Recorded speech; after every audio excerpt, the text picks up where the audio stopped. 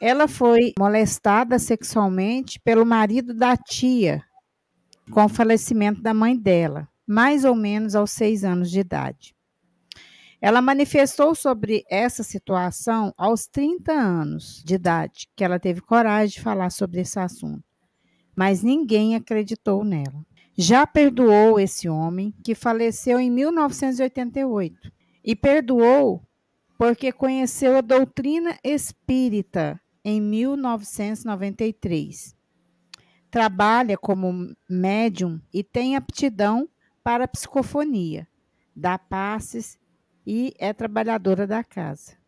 Porém, a dirigente da casa me disse que numa das reuniões mediúnicas eu fui levada em desdobramento para um tratamento e que eu chorava muito por causa dessa questão. Aí ela me disse que ainda não me colocaria na reunião como médium de psicofonia, porque se eu for dar passividade a um espírito que sofreu o mesmo que eu, como vai ser? Confesso que a explicação dada por ela, no meu entendimento, não possui base doutrinária. Várias vezes já dei passividade a espíritos nessa condição e em tantas outras. E pelo que estudei no livro dos Espíritos, no livro dos Médiuns e nas obras complementares, os benfeitores trazem os espíritos e os aproximam de acordo com as energias de cada médium. Se fosse assim, ninguém estaria apto, porque não sabemos o que fizemos em outras experiências reencarnatórias. Eu trabalho com psicofonia desde 1993 e nunca recebi nenhuma orientação do plano espiritual que não deveria trabalhar em função dos meus traumas. E olha, que perdi a mãe aos 3 anos, um filho com 5 meses de gestação. Fui traída, abandonada pelo marido. E isso nunca me atrapalhou no trabalho mediúnico. Ao contrário, só me fez entender melhor a dor desses nossos irmãos que merecem meu respeito e compaixão. Jorge, me oriente como proceder junto a essa questão, porque percebi que a dirigente se expressou de forma equivocada. E também não achei muito correto ter minha vida exposta numa mesa mediúnica, até porque esse assunto foi tocado quando fiz um atendimento fraterno com a dirigente da casa. E a questão do abuso sofrido na infância é tratado pela minha terapeuta. E segui minha vida, não olho para trás e me lamento. Sobrevivi a tantas coisas e sou muito feliz hoje.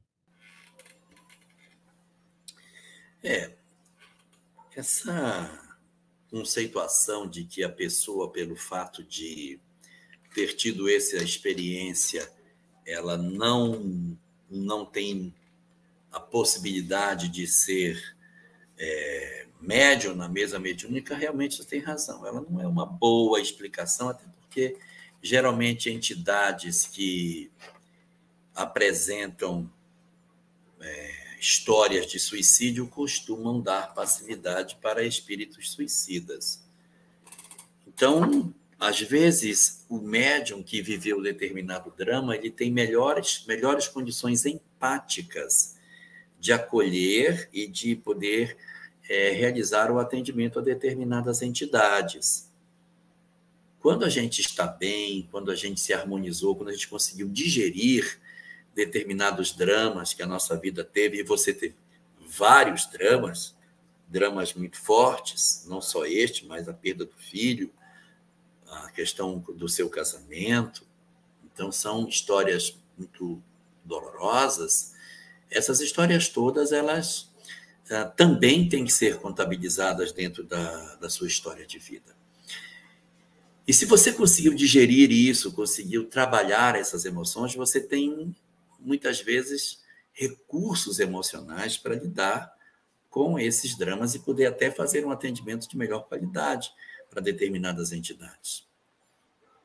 A dificuldade vai aparecer se você não conseguiu trabalhar isso, se você não conseguiu digerir, se você tem bloqueios emocionais, se você não consegue lidar com essas coisas, se você tem ainda muitas fragilidades para tocar nesses assuntos, você tem ainda muita carga emocional dessas histórias, o que é plenamente compreensível. Se você tem isso ainda muito inflamado, a ferida ainda sangra, ainda dói, separação, traição, perda de filho, violência sexual, abuso, todas essas histórias, se elas ainda sangram dentro de você, aí realmente é importante que você se preserve, para que você, no contato com determinadas dores, você não eviscere, de repente, determinadas histórias que ainda estão cicatrizando dentro de você. Mas eu sugeriria que você fizesse o seguinte: o que eu aconselharia a você? Que num primeiro movimento você trabalhasse a humildade. Em que sentido? Essa é a determinação que a casa que eu estou me aponta, porque assim, eu poderia dizer a você, mude de casa, vá para outra casa, vá ser feliz no outro lugar.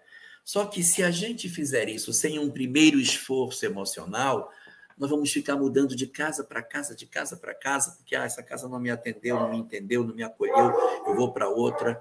E se a gente for entrar nessa perspectiva, nossas vidas serão muito machucadas, porque a gente não vai conseguir se desenvolver em nenhum lugar. Então, eu sugiro a você que, primeiro, o silêncio, o jejum espiritual. Mergulhar dentro de si para perguntar o que pode ter motivado que ela pense assim. Então, fazer uma análise para verificar, eu estou passando a imagem de ser uma pessoa que não tem o domínio sobre as minhas emoções? Eu passo para os outros a percepção de que eu não consegui digerir os meus problemas, que eu ainda tenho, que é plenamente compreensível, a gente não é máquina, nós somos humanos. Muitos de nós temos histórias nessa área que não conseguiram ser resolvidas, ainda gritam dentro de nós, depois de décadas, a gente não consegue nem comentar sobre elas sem se emocionar. Então, é plenamente compreensível. Assim, não, eu não consigo trabalhar essas emoções ainda.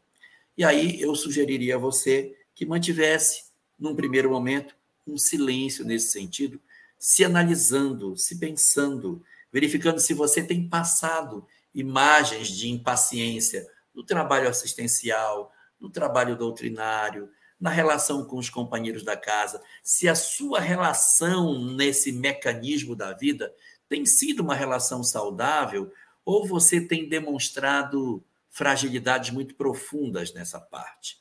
Isso é fundamental para que a gente possa dizer assim, olha, está caminhando bem, estamos andando de maneira satisfatória, você está se saindo muito bem. Ou não, você não está conseguindo lidar, você criou inimizade, brigou com fulano, se deu com outro. No primeiro momento, analise se você não está dando sinalizações que possam estar dando aos outros a percepção de que você ainda não trabalha as suas emoções de maneira satisfatória, independente dessa história em particular, mas no conjunto das suas relações. Ponto número 2. Vencido isso, existe uma consideração a se fazer que os espíritos, eles querem que tomam conta da reunião mediúnica. Vocês acharem que você não tem estrutura para lidar com uma determinada entidade, encaminha para outra. É o que aparece na obra Nos Domínios da Mediunidade, que as entidades mais difíceis são encaminhadas para a médium mais doce, porque ela consegue abrandar as entidades mais perversas, enquanto que a outra médium, que é extremamente interessante, tem pouco recurso para lidar com as entidades mais violentas. Então, os próprios mentores administram isso na reunião mediúnica. Esse é um segundo ponto para você verificar. E aí, um terceiro é o seguinte: se você, na sua análise, perceber que você não é uma pessoa que tem criado problema, não tem se desentendido, não tem brigado com os outros, tem mantido uma satisfatória condição de convivência, que não justifica essa ação. Se isso não é verdade, se você está indo bem, se você percebe que as suas emoções estão bem, você poderia conversar com a dirigente pela possibilidade de se inserir no grupo de médiuns. Se isso não acontecer e você esperar o tempo para que essas coisas se demonstrem e passar o tempo que você considera que seja satisfatório, sem que você não tenha gerado nenhum ato que justifique isso, e não lhe seja chancelada a possibilidade de trabalhar, você pode procurar uma outra instituição. E na outra instituição, não comente sobre sua vida pessoal. Existem coisas que, de repente, não valem a pena. Então, no atendimento fraterno pelo diálogo, a gente tem que ter muita confiança para que as nossas questões muito íntimas não sejam expostas assim, de maneira leviana. Se as coisas não se acomodarem, nós somos livres para procurar um outro lugar. Mas, primeiro, analise se você não é a raiz do problema, de maneira muito fria e objetiva. Porque, se for, você vai apenas mudar de casa e o problema vai seguir você.